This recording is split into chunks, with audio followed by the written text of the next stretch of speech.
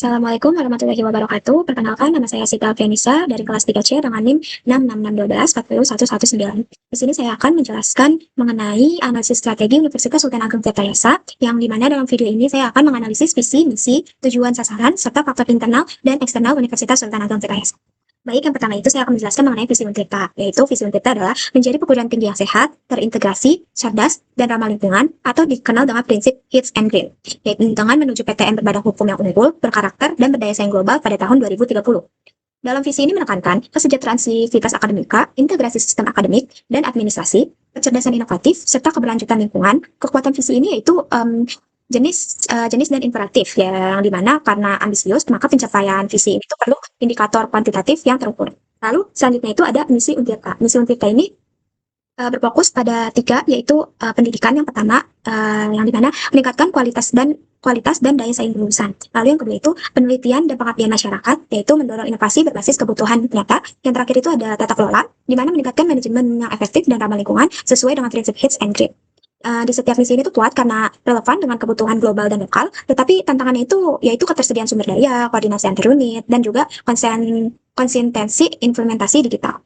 Lalu selanjutnya itu ada tujuan dan sasaran berdasarkan prinsip SMART. Untuk mencapai misi Untirta, maka ditetapkannya tujuan dan sasaran berdasarkan prinsip SMART, yaitu spesifik, measurable, achievable, relevant, dan time bound. Yang tujuan yang pertama itu ada meningkatkan kualitas pendidikan dan lulusan. Sasarannya itu termasuk IPK rata-rata lebih dari 3,3, minimal 85% lulusan terserap dunia kerja, dan meningkatkan mahasiswa berprestasi setiap tahun. Lalu tujuan yang kedua itu meningkatkan penelitian dan pengabdian masyarakat. Nah, sasarannya ini publikasi internasional yang meningkat, dana penelitian eksternal bertambah, dan program pengabdian masyarakat berbasis kebutuhan nyata.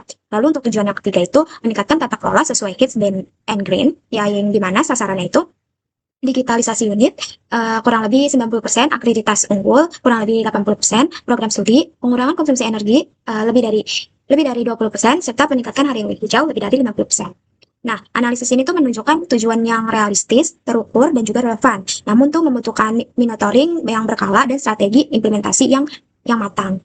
Lalu selanjutnya itu ada faktor internal dari Universitas Sultan Ageng Tirtayasa. Faktor internal itu kondisi yang berada di dalam kontrol universitas yang bisa menjadi kekuatan atau kelemahan dalam mencapai visi misi tersebut.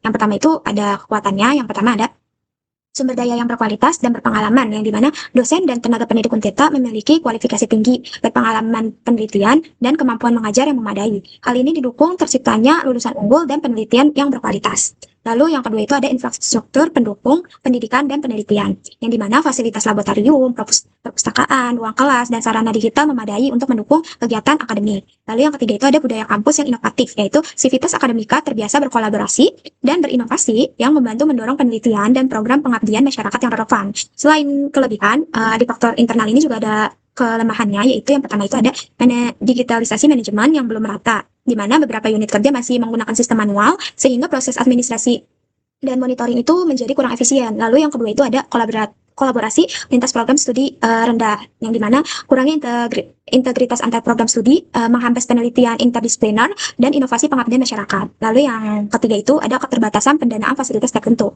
yaitu beberapa proyek pengembangan fasilitas dan penelitian masih terbatas karena dana internalnya itu yang tidak mencukupi.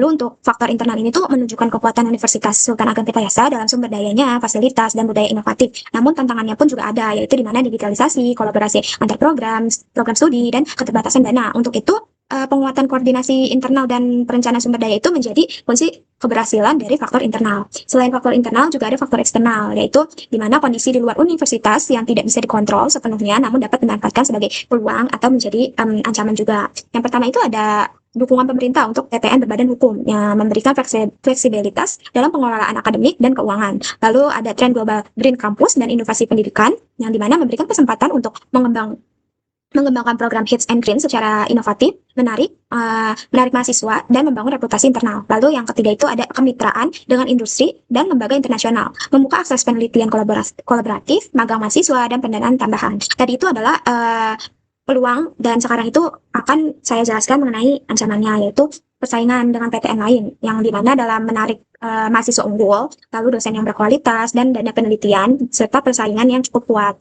Lalu yang kedua itu ada perubahan regulasi pendidikan yang tinggi, di mana kebijakan pemerintah yang berubah dapat mempengaruhi program studi, pendanaan, dan akreditas. Lalu yang terakhir itu ada faktor sosial dan ekonomi. Kondisi ekonomi masyarakat juga dapat mempengaruhi pendaftaran mahasiswa dan partisipasi dalam program unggulan universitas. Nah, faktor eksternal ini menghadirkan peluang strategi seperti pemerintahan tren global, kemitraan nasional yang bisa dimanfaatkan untuk memperkuat posisi Universitas Sultan Ageng Tirtayasa. Namun selain ada manfaatnya, terdapat juga ancamannya, yaitu seperti yang persaingan yang ketat, lalu perubahan regulasi, dan juga kondisi sosial ekonomi harus diantisipasi dalam melalui strategi adaptif dan inovasi.